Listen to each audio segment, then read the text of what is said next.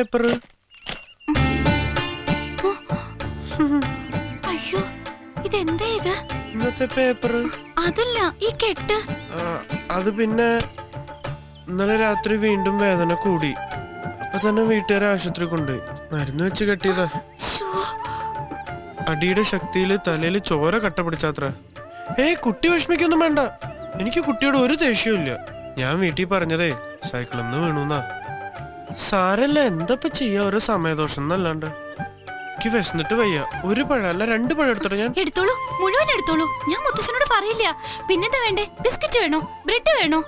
അല്ല, കുട്ടി കട പൂട്ടിക്കാൻ വേണ്ടി വന്നാണോ? അല്ല, എന്ത് വേണമെങ്കിലും എടുത്തോളൂ കഴിച്ചോളൂ എന്ന് പറഞ്ഞോണ്ട് ചോദിച്ചാ. കുട്ടി ഒരെണ്ണം കഴിക്കണം. എനിക്ക് വേണ്ട. ഒരെണ്ണം കഴിക്കൂ. ഈ സുഖമില്ലാത്ത ആൾക്കാരൊക്കെ തന്നാ കഴിക്കണം എന്നാണ്. മോളെ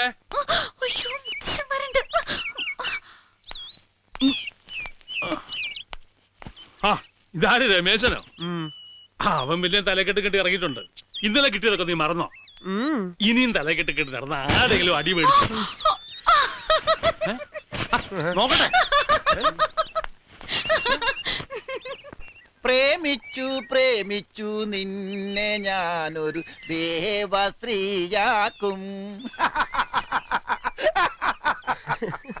അങ്ങനെ ഒരു പ്രേമം പൂ പോലെ വിടരാൻ പോവുകയാണ്. വിടരാന്ന് പറഞ്ഞാല് എന്നോടുണ്ടോന്ന് അറിയില്ലല്ലോ. കേട്ടെടുത്തോളം ഉണ്ടാവാൻ സാധ്യതയുണ്ട്. അതെങ്ങനെ?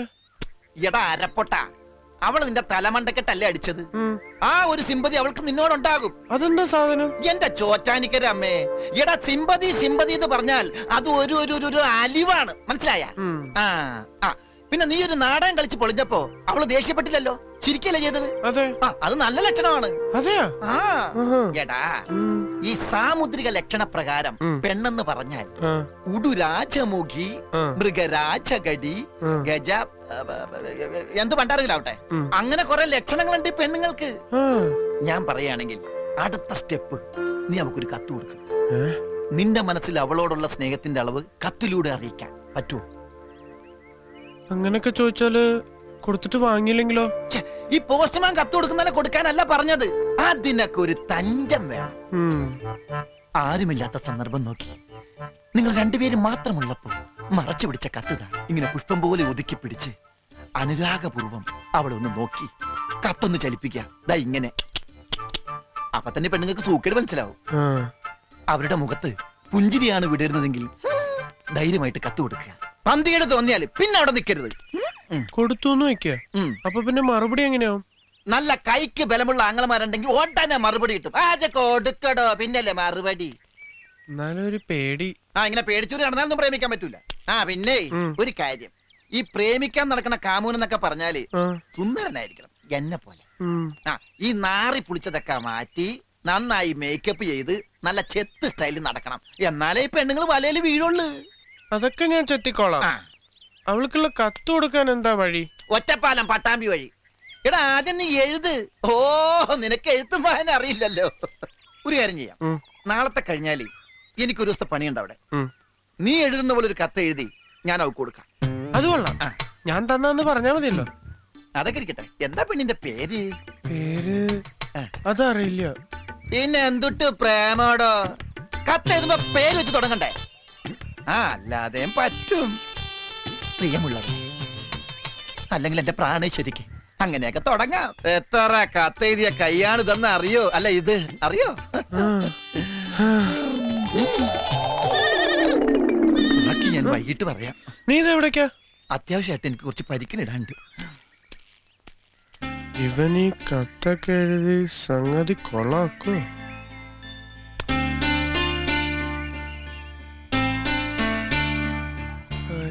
ഈ പണ്ടരക്കൊക്കെ പറ്റിച്ചൂലോ പണി. ആളെ പറ്റിക്കും. എന്തത്ര പെട്ടെന്ന് പോന്ന്? അവര് കുളിക്കടവിലേക്കല്ല. ആര്? ആരെങ്കിലും ആവട്ടെ, നീ ഇങ്ങനെ ആലോചിച്ച് തല പുണ്ണാക്കണ്ട. കത്ത് കൊടുത്തവളെ നിന്റെ വലയിൽ വീഴ്ത്തുന്ന കാര്യം ഈ ശങ്കരി ഏറ്റു. ഇത് സത്യം. എന്താ ഇത്? കാക്ക തൂറിയതാ. എന്നാൽ അത് പറയണ്ടേ? കാക്ക തൂറുമ്പോ നേരത്തെ പറയാറുണ്ടാ? ഞാനിത് ഏത് കുളത്തിക്കൊണ്ട് കഴുകും?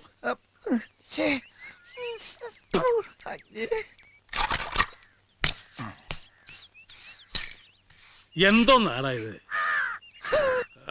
പണിയെടുക്കുമ്പോഴും ഇതിങ്ങനെ ചുണ്ട തിരിഞ്ഞോളോ നിർബന്ധം അല്ലേ? ചുണ്ടത്തിരിക്കണ നിങ്ങൾ നോക്കണ്ട.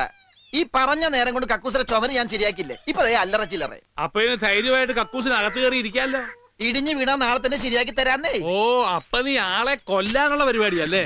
ഗോവിന്ദേട്ടാ, അമേരിക്കയിൽ വരെ വലിയ വലിയ കെട്ടിടങ്ങൾ ഇടിഞ്ഞു പൊടിഞ്ഞു വീഴണം. പിന്നെയാണ് ഗോവിന്ദന്റെ കക്കൂസ്. ഉദാഹരണത്തിന് മതി മതി, നിന്റെ നാവടക്ക്, എന്നിട്ട് പണിയെടുക്ക്. ഞാൻ പണിയെടുത്തോണ്ടിരിക്കുന്നു. അപ്പൊ ഗോവിന്ദനല്ലേ വന്ന് വാചകം അടിച്ചത്? എന്നാ ഞാൻ നിർത്തി. ഞാൻ നിർത്തി. എന്ത് പണിയാ? പണിയല്ല, വാചകടി. മീനാക്ഷി, എന്തോ നിന്നെ അല്ലടാ, എനിക്ക് തോന്നി. മീനാക്ഷി. എന്താ അമ്മമ്മേ? നീ ആ വട്ടച്ചെമ്മീൻ എടുത്തേ, പുറത്തെ തൊഴുത്തിലിരിപ്പുണ്ട്. ആ, ഇപ്പൊ കൊണ്ടുവരാം.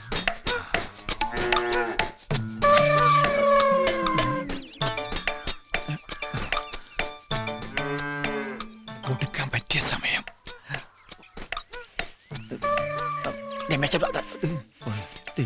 അമ്മമ്മ ഇതാ ചെമ്പ്. ആ, നീ അവിടെ എന്ത് നോക്കിക്ക?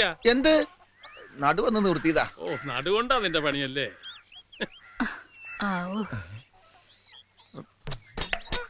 എങ്ങനെ ഇപ്പൊ തിരിച്ചെടുക്കുക? പെണ്ണ് കണ്ടതുമില്ലല്ലോ. പുലിവാലായോ?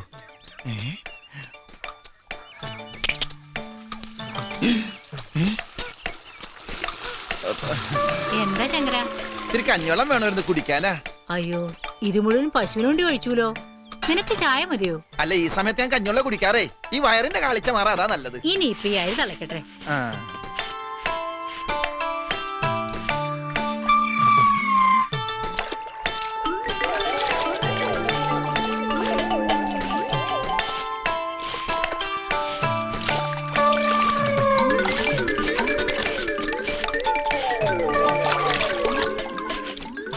നീ എന്താടാ കഞ്ഞിവെള്ളത്തിൽ മുങ്ങി തപ്പുന്നേ? അതെ, ഞാൻ ഈ കഞ്ഞോളം കുടിക്കാൻ എടുക്കുമ്പോഴേ എന്റെ ഒരു ഇതുണ്ടായിരുന്നു. ബില്ല് ബില്ല് പുല്ലല്ല, ബില്ല് ബില്ല്. അപ്പൊ അത് ഇതിന്റെ അകത്ത് പോയി. അത് തപ്പി എടുക്കായിരുന്നു. എന്തിന്റെ ബില്ല്? അത് ഈ ബില്ലില്ല, അതിന്റെ ബില്ല. എനിക്ക് വേണ്ടപ്പെട്ട ബില്ല.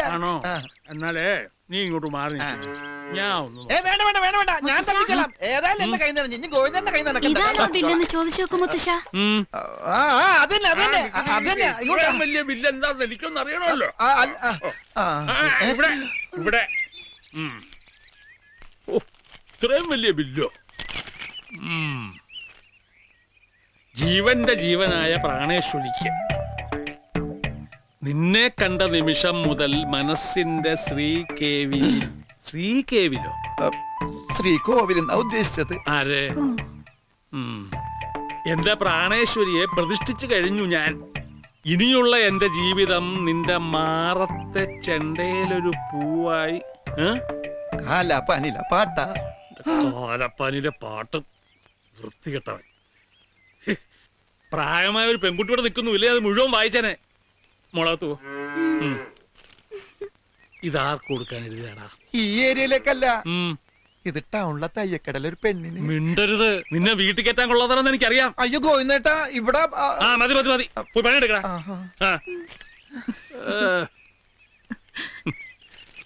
സമയം കിട്ടുമ്പോ വായിച്ചു നോക്ക്. അവന്റെ തലയിൽ കാക്ക തൂറിയപ്പോഴേ ഞാൻ കരുതിയതാ ഇത് കൊളാവുന്നു. അമ്മാതിരി തൂറലല്ലേ തൂറിയത്.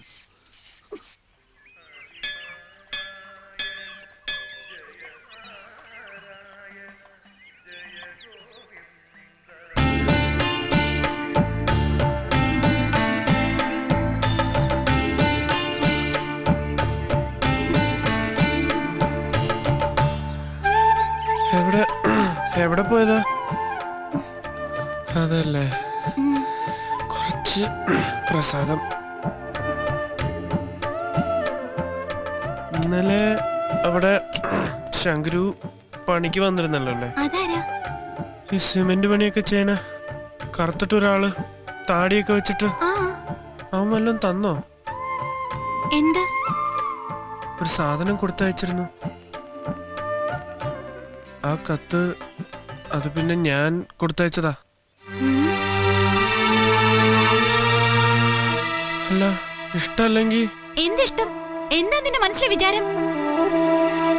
എനിക്കിതൊന്നും ഇഷ്ടമല്ല. വൃത്തികെട്ട സ്വഭാവം. ഇനി മേലിൽ എന്നോട് സംസാരിക്കരുത്. ഒരു കാമുകൻ.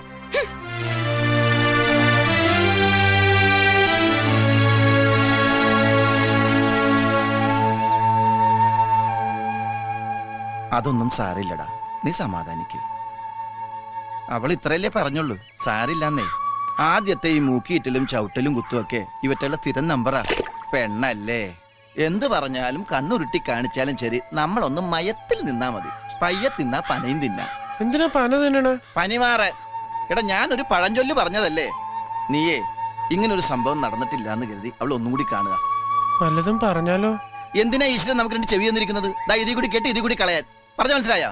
മനസ്സിലായി. എന്ത് മനസ്സിലായി? ഈ ചെവി കൂടെ കേട്ട് ഈ ചെവി കൂടെ വിടാൻ. ഓ എടാ അതല്ല പറഞ്ഞത്. നീ ചെന്ന് അവളെ ഒന്നുകൂടി കാണാൻ.